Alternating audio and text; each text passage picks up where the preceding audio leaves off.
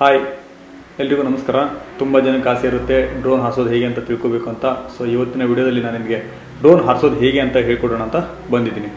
So ಮೊದಲನೇದಾಗಿ ನನ್ನ ಹತ್ರ ಇರೋದು DJI Air 3 ಡ್ರೋನು ಮತ್ತು ರಿಮೋಟು. ಸೊ ಇವತ್ತು ಈ ಡ್ರೋನಲ್ಲಿ ನಾವು ಡ್ರೋನ್ ಹಾರಿಸೋದು ಹೇಗೆ ಅಂತ ತಿಳ್ಕೊಳ್ಳೋಣ. ಸೊ ಮೊದಲನೇದಾಗಿ ನೀವು ನಿಮ್ಮ ಒಂದು ಡ್ರೋನನ್ನು ಸ್ಟಾರ್ಟ್ ಮಾಡೋದಕ್ಕೂ ಮುಂಚೆ ನಿಮ್ಮ ಡ್ರೋನನ್ನು ರೆಕ್ಕೆಗಳನ್ನು ಆಚೆ ತೆಗಿಬೇಕಾಗುತ್ತೆ. ಸೊ ಪ್ರತಿಯೊಂದು ಡ್ರೋನನ್ನು ಒಂದೊಂದು ಸಿಸ್ಟಮ್ ಇರುತ್ತೆ. ಸೊ ಆ ರೀತಿ ನಿಮ್ಮ ಒಂದು ಡ್ರೋನ್ನ ರೆಕ್ಕೆಗಳನ್ನು ಓಪನ್ ಮಾಡಬೇಕು. ಓಪನ್ ಮಾಡಿದ ತಕ್ಷಣ ನಿಮ್ಮ ಪ್ರೊಪೆಲ್ಲರ್ಸ್ನ ಕೂಡ ಸ್ವಲ್ಪ ಓಪನ್ ಮಾಡಿದ್ದಾದ ಮೇಲೆ ನಿಮ್ಮ ಒಂದು ಡ್ರೋನ್ಗೆ ಗಿಂಬಲ್ ಕ್ಯಾಪ್ ಇರುತ್ತೆ, ಅದನ್ನು ಕೂಡ ಓಪನ್ ಮಾಡಬೇಕಾಗುತ್ತೆ.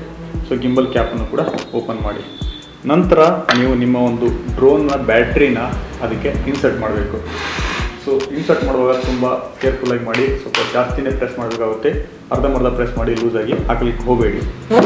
ಅದಾದಮೇಲೆ ರಿಮೋಟ್ ಅಂತ ಬಂದಾಗ ಇದರಲ್ಲಿ ಟ್ರಿಗರ್ಗಳನ್ನು ಇನ್ಸರ್ಟ್ ಮಾಡಿರೋದಿಲ್ಲ. ಟ್ರಿಗರ್ಗಳು ಈ ಒಂದು ರಿಮೋಟ್ನ ಹಿಂದೆ ಇರುತ್ತೆ. ಸೊ ಅವನ್ನ ತೊಗೊಂಡು ನೀವು ನಿಮ್ಮ ಒಂದು ರಿಮೋಟ್ಗೆ ಹಾಕಬೇಕಾಗುತ್ತೆ, ಅಂದರೆ ಸ್ಕ್ರೂ ಮಾಡಬೇಕಾಗುತ್ತೆ.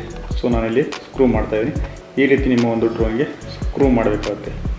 ನಂತರ Air 3 ಡ್ರೋನಲ್ಲಿ ಎಂಟೆನಾಸ್ ಇವೆ. ಸೊ ನಾನು ಎಂಟೆನಾನ ಮೇಲ್ಗಡೆ ಎತ್ತುತ್ತಾ ಇದ್ದೀನಿ.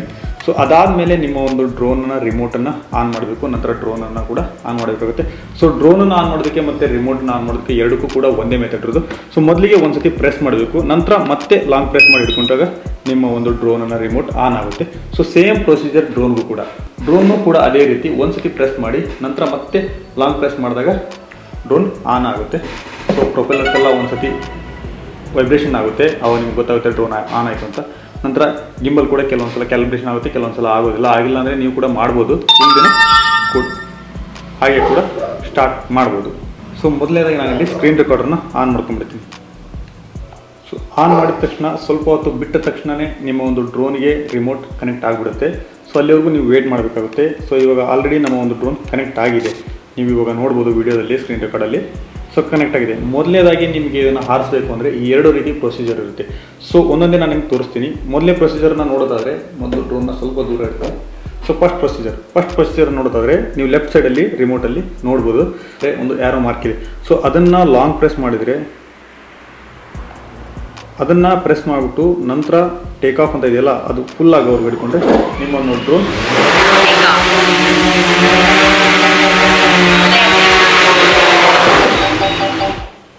ಓಕೆ. ಸೊ ಈ ಥರ ನಿಮ್ಮೊಂದು ಡ್ರೋನ್ ಫ್ಲೈಟ್ ಆಗಿ ಒಂದು ರೇಂಜ್ಗೆ ನಿಂತ್ಕೊಳ್ಳುತ್ತೆ. ನಾನು ಇವಾಗ ಇದನ್ನು ಲ್ಯಾಂಡ್ ಮಾಡಿದ್ದೀನಿ. ಆ್ಯಕ್ಚುಲಿ ಇದನ್ನು ಇಂಡೋರಲ್ಲಿ ಟ್ರೈ ಮಾಡಲಿಕ್ಕೆ ಹೋಗಬೇಡಿ ನೀವು.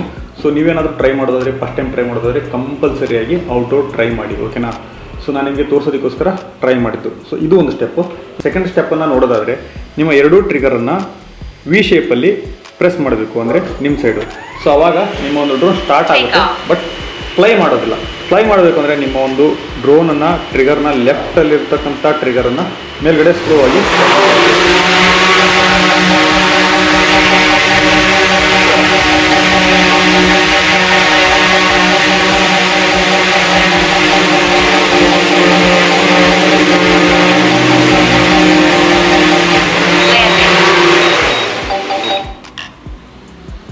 ಸೊ ಇವೆರಡು ಸ್ಟೆಪ್ಗಳು ನಿಮ್ಮ ಒಂದು ಡ್ರೋನನ್ನು ಫ್ಲೈ ಮಾಡೋದಕ್ಕಿರ್ತಕ್ಕಂಥ ಸ್ಟೆಪ್. ಸೊ ಉಳಿದಿರೋ ಎಲ್ಲ ಸ್ಟೆಪ್ಪನ್ನು ನಾನು ಔಟ್ಡೋರಲ್ಲಿ ತೋರಿಸ್ತೀನಿ, ಬಟ್ ನಾನು ಇಲ್ಲೇ ಇರ್ತೀನಿ, ಡ್ರೋನನ್ನು ಆಚೆ ಇಟ್ಬಿಟ್ಟು ಬರ್ತೀನಿ. ಓಕೆ, ನನ್ನ ಡ್ರೋನ್ ಇವಾಗ ಆಚೆ ಇದೆ. ಸೊ ನಾನು ಇವಾಗ ಫ್ಲೈ ಮಾಡ್ತೀನಿ. ಇವಾಗ ಹೇಳ್ಕೊಟ್ನಲ್ಲ ಅದೇ ರೀತಿ ನಾನು ಇವಾಗ ಫ್ಲೈ ಮಾಡ್ತೀನಿ. ಓಕೆ, ನನ್ನ ಡ್ರೋನ್ ಮೇಲೆ ಹೋಯ್ತು ಇವಾಗ ಸ್ವಲ್ಪ. ಸೊ ಮುಂದೆ ಹೋಗಬೇಕು.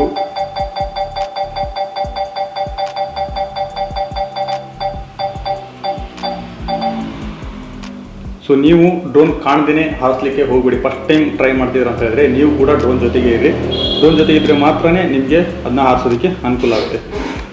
ಸೊ ನಾನು ಒಂದು ಫ್ರೀ ಆಗಿರೋ ಏರಿಯಾಗೆ ಬರ್ತಾಯಿದ್ದೀನಿ, ಅಂದರೆ ಖಾಲಿ ಇರೋ ಏರಿಯಾಗೆ ಬರ್ತೀನಿ ಮೊದಲಿಗೆ. ಸೊ ನೀವು ಕೂಡ ಫಸ್ಟಿಗೆ ಕಲಿಯುವಾಗ ಖಾಲಿ ಇರ್ತಕ್ಕಂಥ ಏರಿಯಾಗೆ ಹೋಗಬೇಕಾಗುತ್ತೆ. ಓಕೆ, ನನ್ನ ಡ್ರೋನ್ ಇವಾಗ ಒಂದು ಲೊಕೇಶನ್ ಇಲ್ಲಿದೆ, ಓಕೆನಾ. ಸೊ ಇವಾಗ ಈ ಒಂದು ಡ್ರೋನ್ ಆಲ್ರೆಡಿ ಹಾರಾಡ್ತಾ ಇದೆ, ಮೇಲ್ಗಡೆ ಇದೆ. ಸೊ ನಾನು ನನ್ನ ಟ್ರಿಗರನ್ನು ಮುಟ್ಟದೇ ಇದ್ದರೂ ಕೂಡ ಆ ಡ್ರೋನ್ ಅಲ್ಲೇ ಇರುತ್ತೆ, ಎಲ್ಲೂ ಮೂವ್ ಆಗೋದಿಲ್ಲ. ಸೊ ಡ್ರೋನನ್ನು ಮೂವ್ ಮಾಡಬೇಕು ಅಂತ ಹೇಳಿದ್ರೆ, ಫಾರ್ ಎಕ್ಸಾಂಪಲ್ ನಾನು ಮುಂದೆ ಮೂವ್ ಮಾಡಬೇಕು ಅಂತ ಹೇಳಿದ್ರೆ ಬಲಗಡೆ ಇರ್ತಕ್ಕಂಥ ಟ್ರಿಗರನ್ನು ಮುಂದೆ ತಳ್ಳಬೇಕಾಗುತ್ತೆ. ಸೊ ಆವಾಗ ನನ್ನ ಒಂದು ಡ್ರೋನ್ ಮುಂದೆ ಮೂವ್ ಆಗುತ್ತೆ. ಸೊ ಅದೇ ರೀತಿ ಹಿಂದೆ ನನ್ನ ಒಂದು ಡ್ರೋನನ್ನು ಮೂವ್ ಮಾಡಬೇಕು ಅಂತ ಹೇಳಿದ್ರೆ ಟ್ರಿಗರನ್ನು ಹಿಂದೆ ತಳ್ಳಬೇಕಾಗುತ್ತೆ, ಆವಾಗ ಡ್ರೋನ್ ಹಿಂದಕ್ಕೆ ಬರುತ್ತೆ. ಸೊ ಸೇಮ್ ವೇ ನಮ್ಮ ಒಂದು ಡ್ರೋನನ್ನು ಬಲಗಡೆ ಮೂವ್ ಮಾಡಬೇಕು ಅಂತ ಹೇಳಿದ್ರೆ ಟ್ರಿಗರನ್ನು ಬಲಗಡೆ ತಳ್ಳಬೇಕಾಗುತ್ತೆ, ಬಲಗಡೆ ಮೂವ್ ಆಗುತ್ತೆ. ಅದೇ ರೀತಿ ಎಡಕ್ಕೆ ತಳ್ಳಿದ್ರೆ ನಮ್ಮ ಒಂದು ಡ್ರೋನ್ ಎಡಗಡೆ ಮೂವ್ ಆಗುತ್ತೆ. ಸೊ ಬಲಗಡೆ ಟ್ರಿಗರ್ ಏನಿದೆ ಕಂಪ್ಲೀಟಾಗಿ ಮೂವ್ ಮಾಡೋದಕ್ಕೆ, ಅಂದರೆ ಮುಂದೆ ಹಿಂದೆ ಎಡಕ್ಕೆ ಬಲಕ್ಕೆ ಡ್ರೋನನ್ನು ಮೂವ್ ಮಾಡೋದಕ್ಕೆ ಕಂಪ್ಲೀಟಾಗಿ ರೈಟ್ ಸೈಡ್ ಇರ್ತಕ್ಕಂಥ ಟ್ರಿಗರನ್ನು ಯೂಸ್ ಮಾಡಬೇಕಾಗುತ್ತೆ.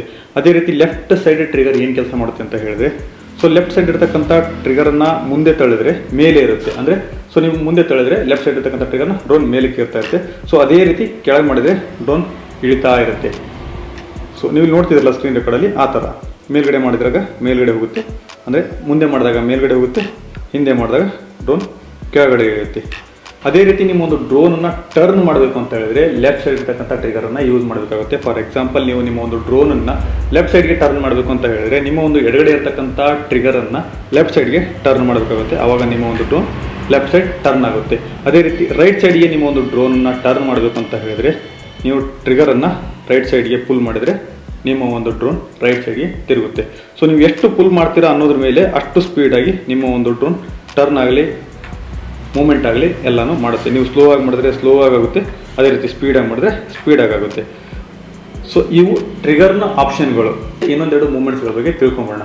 ಒಂದು ಮರ ಅಥವಾ ಏನೋ ಒಂದು ಆಬ್ಜೆಕ್ಟ್ ಇದೆ, ಅದನ್ನು ನಾನು ಟರ್ನ್ ಮಾಡಬೇಕು, ಜೊತೆಗೆ ಕರ್ವ್ ಹೊಡಿಬೇಕು ಅಂತ ಹೇಳಿದಾಗ ಯಾವ ರೀತಿ ಮೂವ್ ಮಾಡಬೇಕು ಅನ್ನೋದ್ರ ಬಗ್ಗೆ. ಸೊ ನಾನು ರೈಟ್ ಸೈಡಿಂದ ನಾನು ನನ್ನ ಒಂದು ಡ್ರೋನನ್ನು ಮೂವ್ಮೆಂಟ್ ಮಾಡಿ ಅದನ್ನು ಕ್ಯಾಪ್ಚರ್ ಮಾಡಬೇಕು ಅಂತ ಹೇಳಿದ್ರೆ, ಅಂದರೆ ಸಿ ಕರ್ವ್ ಅಥವಾ ರೌಂಡಾಗಿ ಕರ್ವ್ ಮಾಡಬೇಕು ಅಂತ ಹೇಳಿದ್ರೆ ಬಲಗಡೆ ಇರ್ತಕ್ಕಂಥ ಟ್ರಿಗರನ್ನು ಬಲಕ್ಕೆ ತಳ್ಳಬೇಕು, ಅದೇ ರೀತಿ ಎಡಗಡೆ ಇರ್ತಕ್ಕಂಥ ಟ್ರಿಗರನ್ನು ಎಡಕ್ಕೆ ತಳ್ಳಬೇಕು. ಆವಾಗ ನಮ್ಮ ಒಂದು ಡ್ರೋನ್ ಏನಾಗುತ್ತೆ, ಟರ್ನ್ ಕೂಡ ಆಗ್ತಾ ಇರುತ್ತೆ, ಮೂವ್ ಕೂಡ ಆಗ್ತಾ ಇರುತ್ತೆ. ಆವಾಗ ನಿಮಗೆ ಸಿ ಕರ್ವ್ ಆಗಲಿ ರೌಂಡ್ ಶೇಪ್ ಕರ್ವ್ ಆಗಲಿ ಡ್ರೋನಲ್ಲಿ ಸಿಗುತ್ತೆ. ಸೊ ನೀವು ಇವಾಗ ಅಬ್ಸರ್ವ್ ಮಾಡ್ತಿದ್ರಲ್ಲ ಆ ರೀತಿ. ಸೊ ನೀವು ಫಾಸ್ಟಾಗಿ ಮಾಡಿದ್ರೆ ಫಾಸ್ಟಾಗಿ ಆಗುತ್ತೆ. 1 ಸೆಕೆಂಡ್. ಸೊ ನೀವು ಇದೇ ಮೂಮೆಂಟನ್ನು ಫಾಸ್ಟಾಗಿ ಮಾಡಿದಾಗ ಫಾಸ್ಟಾಗಿ ಆಗುತ್ತೆ, ಸ್ಲೋ ಆಗಿ ಮಾಡಿದಾಗ ಸ್ಲೋ ಆಗುತ್ತೆ.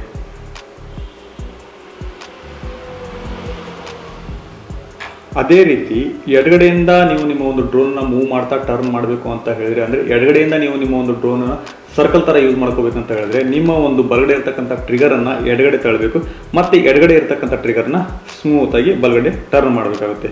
ಸೊ ನೀವು ಇವಾಗ ಅಬ್ಸರ್ವ್ ಮಾಡ್ಬೋದು, ಡ್ರೋನ್ ಎಡಗಡೆಗೂ ಕೂಡ ಹೋಗ್ತಾ ಇದೆ, ಟರ್ನ್ ಕೂಡ ಆಗ್ತಾ ಇದೆ.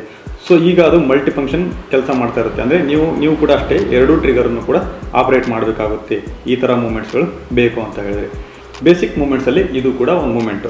ಇದಾದಮೇಲೆ ನೆಕ್ಸ್ಟ್ ಮೂಮೆಂಟ್ ಏನಪ್ಪ ಅಂತ ಹೇಳಿದ್ರೆ, ಫಾರ್ ಎಕ್ಸಾಂಪಲ್ ಇವಾಗ ನನ್ನ ಡ್ರೋನ್ ಮುಂದೆನೂ ಹೋಗಬೇಕು, ಜೊತೆ ಮೇಲೂ ಹೋಗಬೇಕು ಅಂತ ಹೇಳಿದ್ರೆ ರೈಟ್ ಸೈಡ್ ಇರ್ತಕ್ಕಂಥ ಟ್ರಿಗರನ್ನು ಮುಂದೆ ಮತ್ತು ಲೆಫ್ಟ್ ಸೈಡ್ ಇರ್ತಕ್ಕಂಥ ಟ್ರಿಗರನ್ನು ಕೂಡ ಮುಂದೆ ಪ್ರೆಸ್ ಮಾಡಬೇಕಾಗುತ್ತೆ. ಆಗ ನಿಮ್ಮ ಒಂದು ಡ್ರೋನ್ ಏನಾಗುತ್ತೆ, ಮುಂದೆ ಹೋಗ್ತಾ ಹೋಗ್ತಾ ಮೇಲೆ ಕೂಡ ಹೋಗ್ತಾ ಇರುತ್ತೆ. ಸೊ ಇದು ಮತ್ತೊಂದು ಬೇಸಿಕ್ ಮೂಮೆಂಟ್.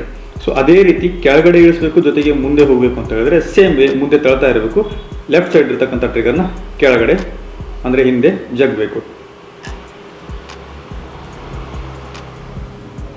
ಅದೇ ರೀತಿ ಹಿಂದೆ ಹೋಗ್ತಾ ಹೋಗ್ತಾ ನಮ್ಮ ಒಂದು ಡ್ರೋನ್ ಎತ್ತರಕ್ಕೆ ಹೋಗಬೇಕು ಅಂತ ಹೇಳಿದ್ರೆ ನೀವು ಬಲಗಡೆ ಇರ್ತಕ್ಕಂಥ ಟ್ರಿಗರನ್ನು ಹಿಂದೆ, ಅದೇ ರೀತಿ ಎಡಗಡೆ ಇರ್ತಕ್ಕಂಥ ಟ್ರಿಗರನ್ನು ಮೇಲ್ಗಡೆ ಎತ್ತಿದ್ರೆ ಸೊ ನಿಮ್ಮ ಒಂದು ಡ್ರೋನ್ ನಿಧಾನಕ್ಕೆ ಮೇಲೆ ಹೋಗ್ತಾ ಇರುತ್ತೆ, ಅದೇ ರೀತಿ ಹಿಂದೆ ಕೂಡ ಮೂವ್ ಆಗ್ತಾ ಇರುತ್ತೆ. ನೀವಿಲ್ಲಿ ಅಬ್ಸರ್ವ್ ಮಾಡ್ಬೋದು.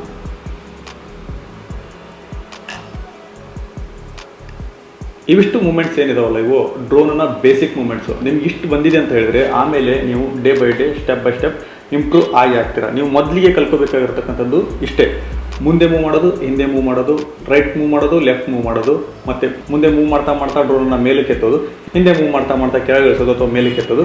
ಸೊ ಇವೇ ಬೇಸಿಕ್ ಮೂಮೆಂಟ್ಸು. ತುಂಬ ಈಸಿ ಇದೆ, ನೀವು ಸ್ಟಾರ್ಟ್ ಮಾಡೋಕ್ಕೂ ಬರೋದಿಲ್ಲ. ಒಂದ್ಸತಿ ನೀವು ಸ್ಟಾರ್ಟ್ ಮಾಡಿದ್ರಿ ಅಂತ ಹೇಳಿದ್ರೆ ತುಂಬ ಬೇಗ ಕಲ್ಕೋತೀರಾ, ಅಷ್ಟೇನು ಡಿಫಿಕಲ್ಟ್ ಇಲ್ಲ ಡ್ರೋನ್ ಹಾರಿಸೋದು, ಓಕೆನಾ? ಸೊ ಅದೇ ರೀತಿ ಟೇಕ್ ಆಫ್ ಮಾಡೋದು ಯಾವ ರೀತಿ ಅಥವಾ ಅಂದರೆ ಲ್ಯಾಂಡ್ ಮಾಡೋದು ಯಾವ ರೀತಿ ಅಂತ. ಸೊ ಇಲ್ಲಿ ನಿಮಗೆ ರಿಮೋಟಲ್ಲಿ ಒಂದು ಬಟನ್ ಕಾಣಿಸ್ತಾ ಇರುತ್ತೆ. ಲಾಂಗ್ ಪ್ರೆಸ್ ಮಾಡಿದ್ರೆ ನಿಮ್ಮ ಒಂದು ಡ್ರೋನ್ ಎಲ್ಲಿಂದ ಹಾರಿರುತ್ತೋ ಅಲ್ಲಿಗೆ ವಾಪಸ್ ಬಂದು ಲ್ಯಾಂಡ್ ಆಗುತ್ತೆ. ಬಟ್ ಹೋಮ್ ಪಾಯಿಂಟ್ ಎಲ್ಲಿಂದ ತಗೊಳುತ್ತೆ ಅನ್ನೋದ್ರ ಮೇಲೆ ಮ್ಯಾಟ್ರ್ ಆಗುತ್ತೆ. ಸೊ GPS ಎಲ್ಲಿಗೆ ತೊಗೊಂಡಿರುತ್ತೋ ಅಲ್ಲಿಂದ ಅದು ವಾಪಸ್ ಬರೋದಕ್ಕೆ ಸ್ಟಾರ್ಟ್ ಆಗುತ್ತೆ. ಸೊ ಅದನ್ನು ಲಾಂಗ್ ಪ್ರೆಸ್ ಮಾಡಿದಾಗ ಸೊ ನೀವು ಇಲ್ಲಿ ಅಬ್ಸರ್ವ್ ಮಾಡ್ಬೋದು, ಅದು ನನ್ನ ಒಂದು ಡ್ರೋನ್ ರಿಟರ್ನ್ ಬರ್ತಾ ಇದೆ ಅನ್ನೋ. ಇದು ಯಾವ ರೀತಿ ಅಂತ ಹೇಳಿದ್ರೆ ಎಚ್ ಅನ್ನೋ ಬಟನನ್ನು ಲಾಂಗ್ ಪ್ರೆಸ್ ಮಾಡಿದಾಗ. ಸೊ ನನಗೆ ಈ ಮೆಥಡ್ ಬೇಡ ಅಂತ ಹೇಳಿದ್ರೆ ಕ್ಯಾನ್ಸಲ್ ಹೊಡಿರಿ. ಸೊ ನಿಮ್ಮ ಒಂದು ಡ್ರೋನ್ ಎಲ್ಲಿಗೆ ಇಳಿಬೇಕು ಅಂತ ನೀವು ಡಿಸೈಡ್ ಮಾಡಿಕೊಂಡು